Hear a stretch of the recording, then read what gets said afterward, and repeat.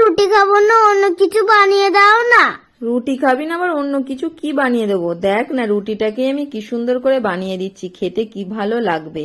দেখো বন্ধুরা, আজ আমার ছেলে রুটি খাবে না বলছে, তাই আমি রুটিটাকে অন্য কিছু ভাবে একটু বানিয়ে দিচ্ছি। দেখো, আমাদের যে রুটি করব বলে লেচি কেটে নিয়েছিলাম, সেই তা থেকে একটা লেচি নিয়ে রুটির মতন বেলে নিয়ে, আর এখানে আম তেল দিয়েছি 2 চামচ, দিয়ে নুন, হলুদ আর কাসুরি মেথি অল্প করে দিয়েছি, দিয়ে আমি লাচ্ছা পরোটার মতন একটু ভাঁজ করে নিয়ে তারপর লাচ্ছা পরোটার মতনই বেলে নিয়েছি। এরপরে আমি ফ্রাইং প্যানে উল্টে পাল্টে একটু একবার ভেজে নিয়ে তারপর সাদা তেল দিয়ে আবার আমি ভালো করে ভেজে নিচ্ছি। ভেজে ওকে দিতে আমার ছেলে তো বলছে খুবই ভালো লেগেছে মা, এবার থেকে আমি এই রকম লাচ্ছা পরোটা রুটিই খাবো। আমি বললাম দেখ, খেয়ে দেখ কত সুন্দর লাগে। ও মা, খেতে তো ভালো হয়েছে।